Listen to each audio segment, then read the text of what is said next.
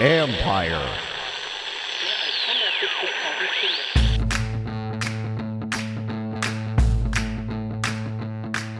Hello and welcome to my podcast. Do me a favor, subscribe to the John Conn Report wherever you get your podcast. You're watching on YouTube, hit that like button, hit that subscribe button. You can find us there as part of Empire Media. That's AMPIRE. Always much appreciated when you tune in. And don't forget, you can always read my work on ESPN.com. I have a story up now about Jayden Daniels' first rookie minicamp workout, which I'm going to talk about right here as well. But you can read about it on ESPN. So there you go. Also had a story up a couple of days ago on what the Commanders still need. I'm looking at left tackle, looking at corner, and wondering, do they have enough at receiver? That's also on ESPN.com as well. As you can see, I'm still out here at the Commanders bubble, wrapping up the first day of rookie minicamp practice. You also can see I'm a little bit dressed up because this is what happens when you have a rookie quarterback. Back on ESPN's Sports Center, all the shows. So there you go, talking about Jayden Daniels. And there's a lot of excitement around this kid and a lot of questions about what can he do for this franchise, as you know. But let's get into a couple of things with the first day. First of all, listen, I'm going to tell you, there were approximately 55 media members here. Now, not all reporters, there's cameramen, there's all sorts of people, but all media. That's probably a good 20 to 25 more than the Commanders usually have. And in my time covering the team, I'm hard-pressed to remember a time where there were more for the first day. Maybe, I guess you could say maybe for RG3's first day, I was here for that. I don't remember that it was this big. I'm sure it was a very big one because there was a lot of excitement about him as well, of course. But it's been a while, and it feels like this is the most that we've seen in a long time. And I would say get used to it. For this summer, especially a training camp, I think there's going to be a lot of attention paid to this franchise, in part because of what can Daniels do for them. I'll get into him in a minute. And first of all, like a lot of people worried about things. He's different than the other quarterbacks who've been here, and I'll get to that again in a minute. But for the first day, I would say there's a couple of things that stood out. There's some energy here, right? And that's always a natural byproduct of having a new coaching staff, new players. Now, this is just the rookie, so we're not seeing the whole thing together. But one of the things they did before they I think is going to be highlight some of that energy and competitiveness that Dan Quinn wants is after they did the stretching, they gathered over, they ran over to a circle, everybody's clapping and going crazy. And then they did just like bag drills and going back and forth for about a minute and just like a very hyped up session. And I think that's, like, I haven't seen that before. Now, what it means for the season, I don't know, because the better Jayden Daniels plays, the better it is that whatever they do is better. So you could throw orange peels on your heads, and if Jayden Daniels produces, then you can say, hey, the secret sauce was the orange peels. Really, it's number 5. So, but it was just a different way to start practice. It brought some energy, and they said they liked it because it also they were competitive, getting through it. And one of the first guy with that, by the way, in those groups was Jayden Daniels. So that's one thing. And I think that's indicative. I'll see how it is when the veterans come back. And it's also going to be a little bit different in training camp than it is even during the spring when things start to get ramped up a little bit. Some of the other rookies, first of all, Johnny Stewart was unable to practice, had his left foot in a boot. He had the Jones fracture that he had surgery on after the season. So he had said he was okay. Well, clearly he wasn't ready to participate in this, so he did not practice. And it was hard for me in a 1-hour practice to really watch anybody else. I'm here today, folks, to watch Jayden Daniels, report on Jayden Daniels. So the focus was on, guess who? Jayden Daniels. But within doing that, you could also see some things from other players, like a Luke McCaffrey, the 3rd-round pick, and everything. This is just a first impression. This is not something to be taken as, oh my gosh, this guy's going to be the greatest this, or he could be a steal here. We don't know any of that. So let's temper it. But what you saw here from McCaffrey, one of the things I liked is felt like he was quick out of his break, and I liked how he always came back for the ball and it would extend for the ball. So he plays after the draft, they said, I think it was Adam Peters, said that he felt like he had the quickness of a guy a little bit shorter than him, but I also felt like he played a little bit bigger than he was just by extending back for the ball and coming back for the ball. So that's one thing that jumped out with him. Then you have Mike Samerstill that wasn't able to watch him a whole lot, and I'm going to watch him again more on Saturday. We'll be out here Saturday. But one of the things that you noticed early on, and something I liked in Quan Martin a lot last summer was I felt, and during the spring when we saw him, is the patience he displayed with his footwork. And when you're playing inside in that slot, I think that's very important because you can get thrown off really easy. You don't have as many on the outside. You know a little bit more about what they're going to do because the options are a little bit more limited. Inside, there's more freedom for the receivers, so you better be patient with your feet. And I felt like Mike Samerstill was when I watched him. See if that continues, but that was a first impression of him as well. So, obviously saw Benston in it. I'll get more into him on Saturday, but let's go to Jayden Daniels because he's the guy that everybody wants to hear about. I know there's others, but the franchise is going to do much better if this kid hits, right? So I'm going to start with the number and just he and Tressway, Jayden Daniels getting the number 5 and how that came about, because I think there's some misperceptions out there. I saw some people out there who were kind of upset with Jayden Daniels. I would probably call them Drake May fans, maybe. I don't know. Maybe that's a little bit unfair. But kidding aside, so what my understanding is, first of all, we saw the reports that it was for tickets for his family to an Oklahoma LSU game. Folks, it's going to be a lot more than that. Now, no money exchanging hands, but it's definitely going to be a package that will be, in the end, very generous to Tressway. But I think the guy who deserves a ton of credit in all this is Tressway, obviously. But here's why. So this decision was not forced on him. He was asked after the draft. He thought about it, and he said no. And my understanding is that Dan Quinn, Adam Peters, Daniels, those guys, they took the answer, and there you go. And then Tressway thought about it some more. And if you saw the video from the team's feed, they interviewed Tress on the Command Center show with Santana, Logan, all those guys, Fred Smoot, and he was having a hard time talking about it. But one of the things his wife said, Tress was like, Tress, I know it meant something for Tress to have the same number for his entire career here. And the dude's been here. He's earned a lot of things here, right? But he's been a captain 4 times. And one of the things he said his wife asked him was, why do you think you got that C on your chest? It's not because you wear the number 5. It's because of who she didn't say, I'm saying this. It's because of who you are. It's not because of your number. It's because of you, the person. And I think for Tress, I know that part of this is part of giving the number to going back to Daniels and giving him the number is also another way to leave his legacy as a leader. And he knows what Daniels could mean for this franchise. So I think there's excitement that comes with that. And I think it speaks volumes about Tressway as a person because people know that this is not just some 4th-year guy who's done a couple things here or whatever. We were talking about a guy who's been a 2-time Pro Bowler, been a very good representative of the franchise, a very good player, and he did this on his own. Like, again, he said no, and then he thought about it, and he went back to them and then made the offer and got the negotiations going, and that's where we are now. So, and Daniels, I can tell you, we talked to Daniels afterwards, very, very appreciative of what Way giving him the number. He said he knows how significant the number was to Tress, and that it's obviously very significant to him as well. He knows what Tress has meant for this franchise. And so I don't think he takes this lightly. I think we've seen other cases where maybe it's a little slightly different.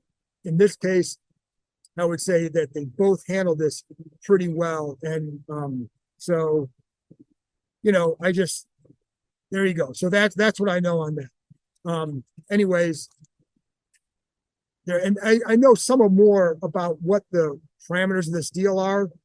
Nothing has been told me officially, so I'm just going to wait till if we can find that out. If Tress wants to divulge it, that's fine. Daniels did not want to divulge it, so there you go. But anyways, numbers gate done. Let's move on. Trades, free agents, quarterbacks, and all kinds of adventures await the Commanders this offseason. Looking for an adventure of your own? The Adventure Park at Sandy Spring has you covered. The country's largest ropes course and zipline park, located in Montgomery County, Maryland, is now open.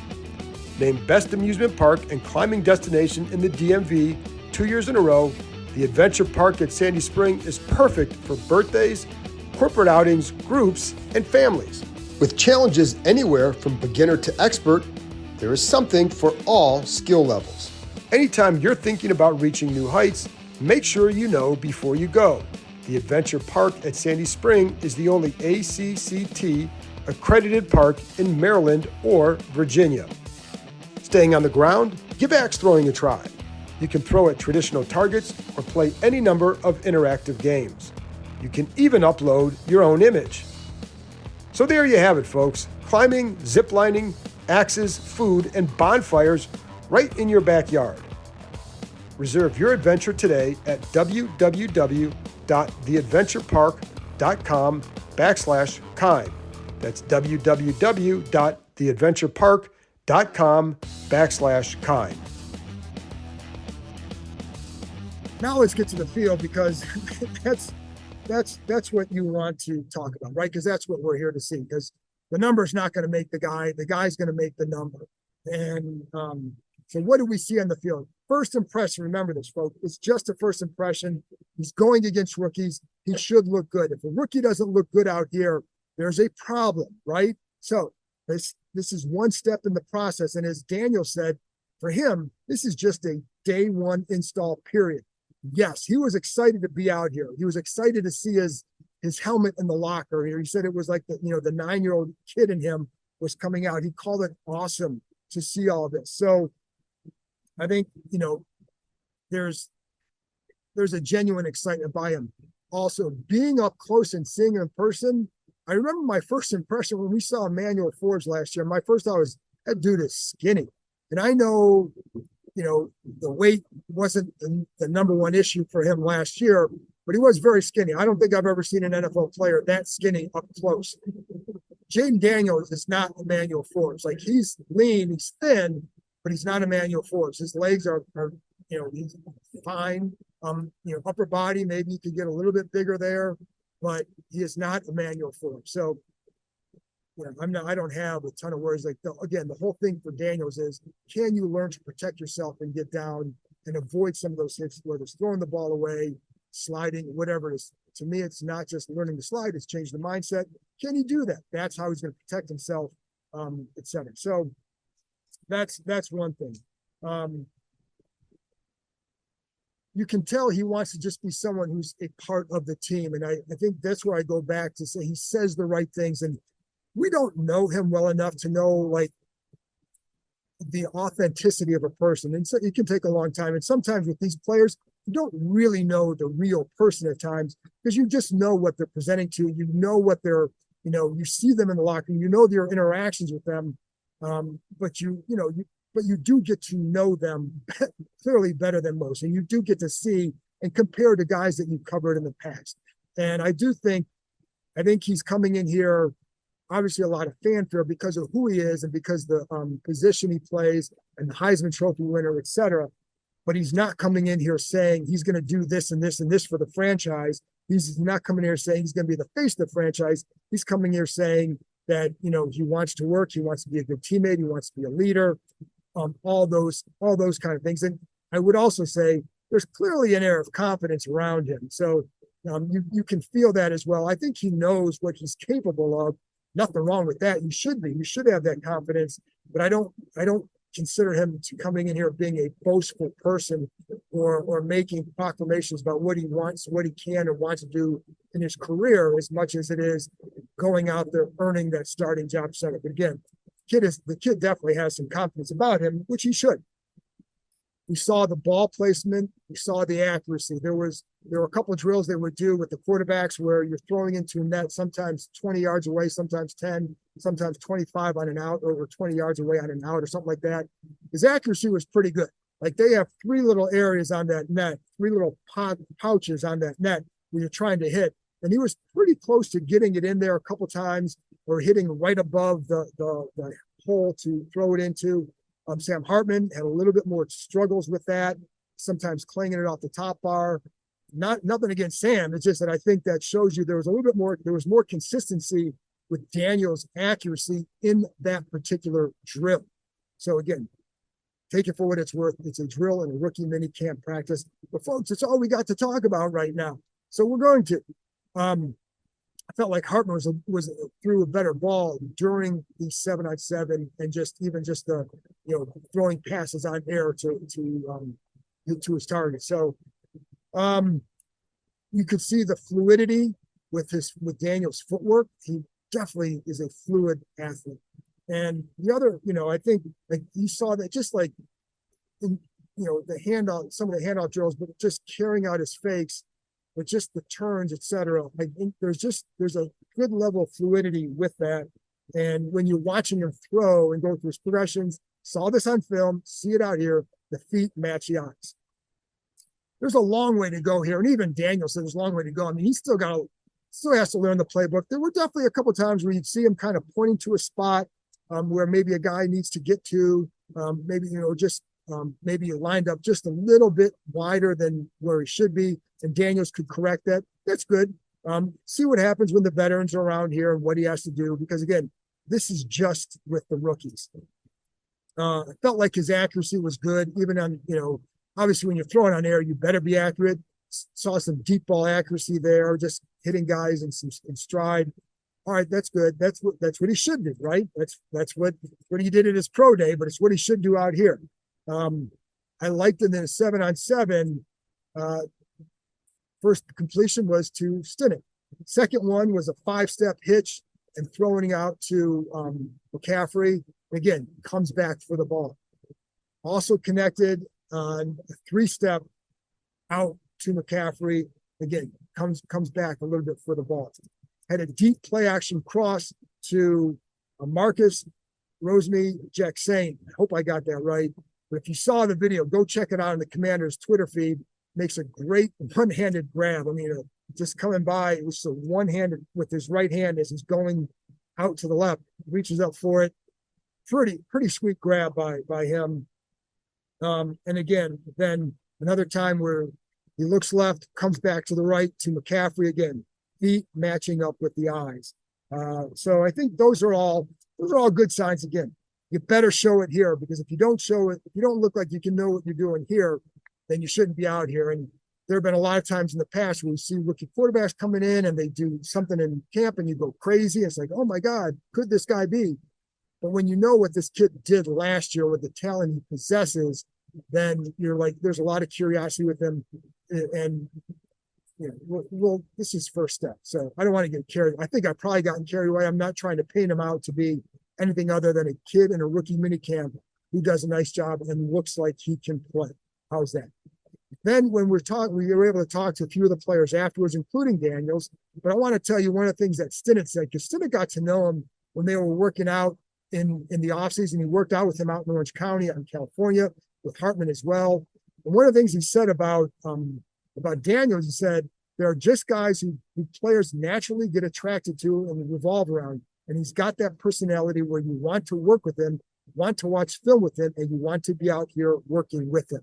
So kind of repetitive at the end there, but you get the point. He also said, Stinnett also said he has the it factor. And then meanwhile, Luke McCaffrey said he's a stud.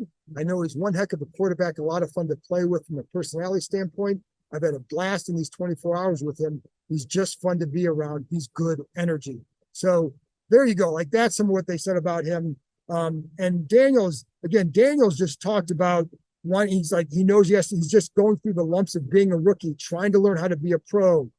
Doesn't have like a definitive answer on what he needs to work on, just trying to learn as much as possible. Again, saying the right things. Said, as far as leadership goes, just being himself, being a hard worker. Don't try to be somebody he's not. He knows, and every good leader knows, people can tell when you're authentic and when you're not. So making connections with people, relating to them. And he said what he wants to show is that he's all about the team and about hard work. So if he does that, then they're going to be okay with him. But, again, a lot of players in this locker room have been through this before. And what they want to see is not just the hype on May 10th or May 11th. They want to see it at the end of November, at the end of December, and into January, where they can finally play meaningful games. So, long way to go to get there. Today was the first step. I'll be back on Saturday with another wrap up of the rookie mini camp. Day 2, we get to talk to Dan Quinn before practice, and then we'll watch another hour of practice and get a wrap up. And I'll try and talk about more than just Jayden Daniels, but I'll get some other thoughts from other people as well. So I'll be back. Thanks a lot for tuning in. Talk to you next time.